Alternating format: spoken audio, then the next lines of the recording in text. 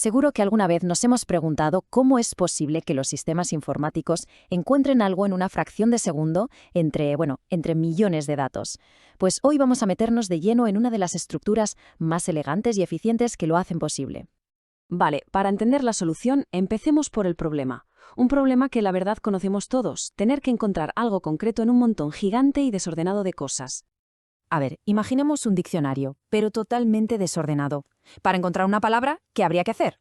Pues ir una por una, desde la primera hasta la última. Eso, en esencia, es una búsqueda lineal. Y claro, a medida que la lista crece, se convierte en una auténtica pesadilla. Es lentísimo. Pero, ¿y si hubiera una forma más inteligente de organizar todo esto? Pues aquí es precisamente donde entra en juego el árbol binario de búsqueda. Es una estructura que está pensada desde el principio para que buscar sea increíblemente rápido y eficiente. El nombre puede sonar un poco técnico, sí, árbol binario de búsqueda, pero la realidad es que todo el concepto se apoya en una única regla, una sola, pero muy potente. Y esta es la regla de oro. Es muy sencilla, se empieza por arriba de todo, en lo que llamamos la raíz. A partir de ahí, la pregunta es siempre la misma. ¿El valor que busco es más pequeño que el sitio donde estoy? Pues me voy a la izquierda. ¿Es más grande? Pues a la derecha. Y ya está. Se repite ese proceso una y otra vez. En cada paso descartamos la mitad de los datos. Parece fácil, ¿a que sí? Venga, vamos a verlo en acción, que es como mejor se entiende. Perfecto, pues ahora vamos a construir uno desde cero. Vamos a coger unos cuantos números y a ver cómo se aplica esta regla en la práctica. Vale, aquí tenemos la secuencia de números que vamos a usar.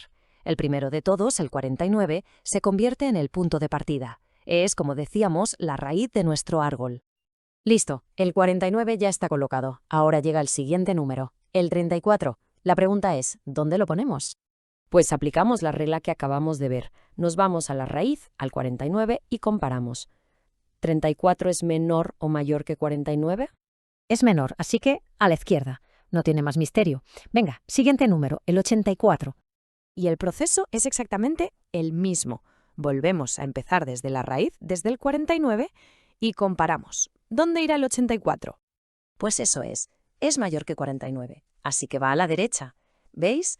Poco a poco el árbol va cogiendo forma, se va estructurando. Si seguimos aplicando esta misma lógica con el resto de números, el 3, el 32 y el 50, el resultado final es este. Una estructura perfectamente organizada. Pero ojo, que esto no es todo. Lo más alucinante viene ahora, cuando vemos lo que pasa si lo leemos de una manera muy específica. Y es que esta organización tan simple esconde una propiedad, casi mágica, que vamos a descubrir ahora mismo. Este método para leer el árbol se conoce como recorrido in orden. Y la regla es también muy fácil de recordar. Primero se visita todo lo que hay a la izquierda, después el propio nodo y por último todo lo que hay a la derecha. Izquierda, centro, derecha. Vamos a seguir ese camino a ver qué pasa. Vale, pues siguiendo la regla, empezamos desde arriba y vamos todo a la izquierda, todo lo que podamos, hasta llegar al final. Y el primer número con el que nos topamos ahí abajo del todo es el 3. Muy bien. Ahora, siguiendo el patrón de izquierda, raíz, derecha, el siguiente es el 32 y después su raíz, que es el 34. De momento, nuestra lista es 3, 32, 34. Se empieza a intuir el patrón, ¿verdad? Y aquí está la magia. Si seguimos haciendo esto por todo el árbol, el resultado final es la lista de números original, pero perfectamente ordenada. Y esto sale de forma automática, simplemente por cómo hemos ido colocando los números y por cómo los leemos ahora.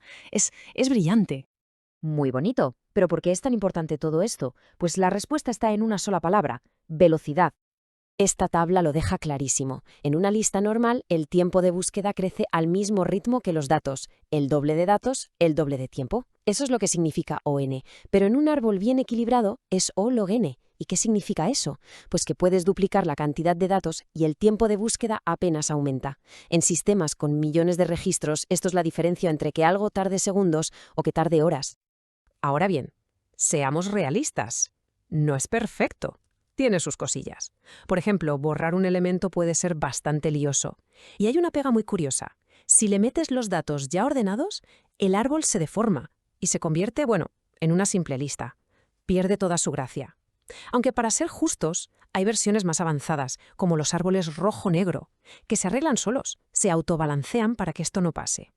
Pero la idea principal con la que nos tenemos que quedar es esta. Como una sola regla, una regla súper simple de menor a la izquierda, mayor a la derecha, da lugar a una estructura tan increíblemente potente y eficiente. Y claro, esto te deja pensando, ¿cuántos otros sistemas complejos que vemos por ahí se basan, en el fondo, en una sola idea así de simple y poderosa? Vamos a revisar rápido el código, igual lo vamos a poner adjunto en la descripción o en los comentarios. Primero que nada, lo que hacemos es definimos el objeto base, que sería el nodo. El nodo tiene un dato, en este ejemplo simplificado, y tiene dos ramas vacías, una izquierda y una derecha. Las dos están en nodo. Son atributos del objeto nodo. Después vamos a crear el árbol. El árbol, acá lo llamamos árbol binario búsqueda, se inicializa en 0, digamos. O sea, tiene un elemento base que se llama raíz y ese está en none, o sea que está vacío. Luego tenemos otro método que está hasta acá, que este es el método para agregar datos nuevos. Recibe un dato y lo primero que hace es revisar si el árbol está vacío, o sea, si no hay nada en el árbol. Si el árbol está vacío, entonces simplemente agrega ese primer dato. Porque obviamente que voy a aplicar la metodología si no hay nada todavía. Si no está vacío, bueno, ahí llama una función recursiva, que es la que va a decidir si la metemos del lado izquierdo o del lado derecho y en qué rama. La función tiene una lógica bastante sencilla. Para recibir el dato, acá está la función recursiva, que es insertar rec de recursivo, recibe el nodo y el dato. Y lo que hace, pregunta si el dato que está ingresando el usuario, que lo está cargando de un array o de una lista, pregunta si es menor que el dato que tengo en este momento recibido del nodo, o sea, del nodo actual. Si es menor, pregunto si la rama izquierda, porque si es menor tiene que ir para la izquierda, ¿no? Está vacía.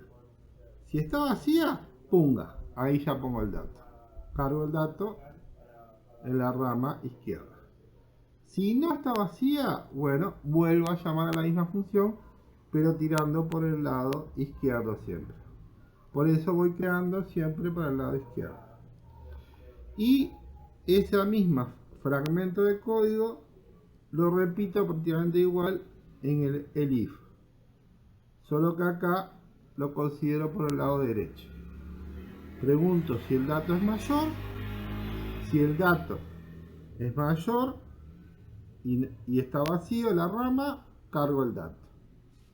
Ahora, si no es mayor, tenemos que asumir de que no es menor y no es mayor, entonces es igual. Entonces no hago nada. Así evitamos duplicados. En algunas versiones podría mandar un mensaje.